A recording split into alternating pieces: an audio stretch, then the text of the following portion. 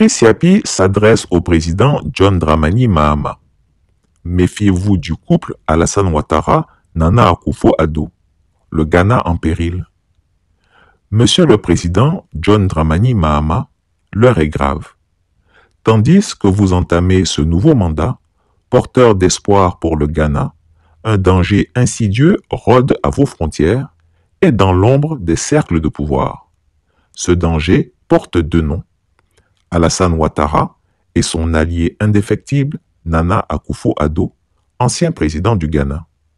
Si vous croyez connaître vos adversaires, permettez-moi de vous dire avec toute la gravité que la situation impose, que vous ne savez pas encore à qui vous avez affaire. Alassane Ouattara n'est pas un simple homme politique. Il est l'incarnation d'une politique de trahison, de prédation et de soumission aux intérêts étrangers. Son amitié avec Akufo-Addo, scellée par des années de pillage économique, constitue une menace directe pour la souveraineté et la stabilité du Ghana. Monsieur Mahama, le peuple ghanéen doit être sur le qui-vive. Un homme sans attache, prêt à tout. Alassane Ouattara, c'est d'abord un homme qui a renié sa propre terre natale, le Burkina Faso, pour s'établir en Côte d'Ivoire et y mener une guerre sanglante dans l'unique but de conquérir le pouvoir.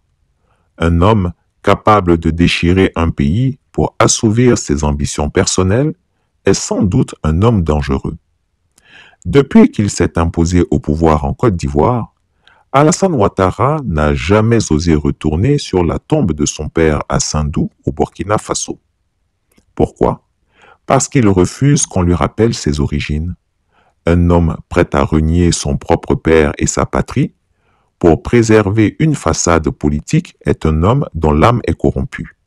Un valet servile de l'impérialisme français. Alassane Ouattara est l'exécuteur servile des basses œuvres de la France en Afrique de l'Ouest. C'est un secret de Polichinelle. Paris l'a installé au pouvoir pour garantir ses intérêts stratégiques et économiques dans la région.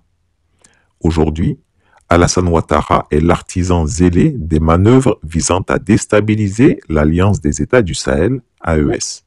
Ne l'oublions pas, c'est lui qui a fait adopter des sanctions illégales et inhumaines contre le Mali, le Burkina Faso et le Niger, provoquant la mort de nombreux innocents et le premier à mobiliser 850 à 1000 soldats pour attaquer le Niger lorsque la France cherchait à écraser la résistance nigérienne. Il a offert la Côte d'Ivoire comme base militaire aux troupes françaises, transformant son pays en avant-poste colonial. L'alliance du pillage, Ouattara et Akufo-Addo. Monsieur Mahama, si vous doutez encore de la duplicité d'Alassane Ouattara, interrogez les dirigeants du Mali. Lorsque les jeunes colonels maliens ont pris le pouvoir et placé Baoundao à la tête de la transition, Alassane Ouattara, en parfait complice de la France, a manipulé ce dernier pour tenter un coup d'État contre eux. Ce n'est que grâce aux révélations courageuses de patriotes que le complot a été déjoué de justesse. Rappelons-nous également comment, après la chute de Roch Kaboré au Burkina Faso, Alassane Ouattara a corrompu Paul-Henri Sandaogo Damiba pour qu'il trahisse son peuple et ses frères d'armes. Encore une fois, des soldats patriotes menés par le capitaine Ibrahim Traoré, ont dû intervenir pour sauver leur nation. Ouattara et Akufo-Addo, un duo toxique pour le Ghana. Alassane Ouattara et Nana Akufo-Addo ne sont pas seulement des alliés politiques, ils sont les complices d'un pillage méthodique de la Côte d'Ivoire et du Ghana. Avec l'argent estorqué à leurs peuples respectifs, ils chercheront à déstabiliser votre gouvernement et à soumettre le Ghana aux intérêts occidentaux. Ne sous-estimez pas leur capacité de nuisance.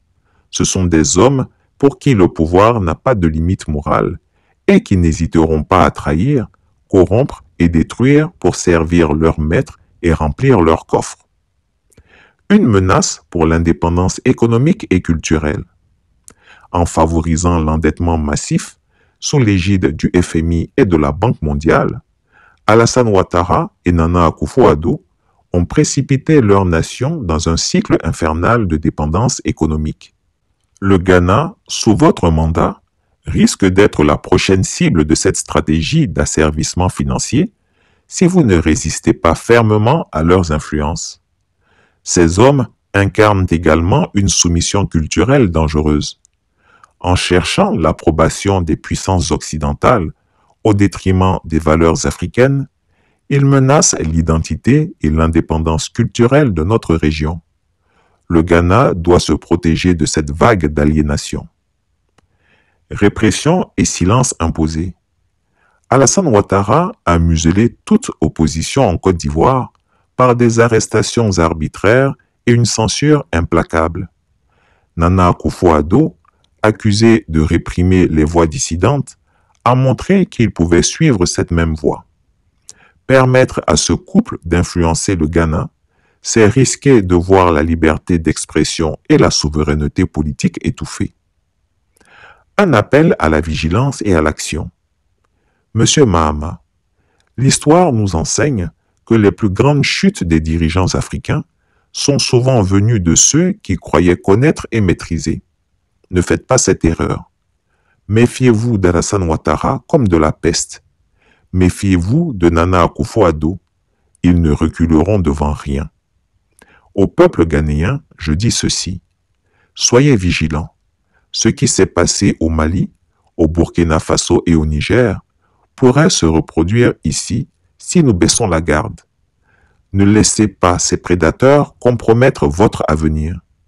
La Côte d'Ivoire et le Ghana partagent une histoire, mais aujourd'hui, il est impératif de se protéger de ceux qui, par cupidité et soumission, cherchent à vendre nos nations. Chris Yapi ne ment pas.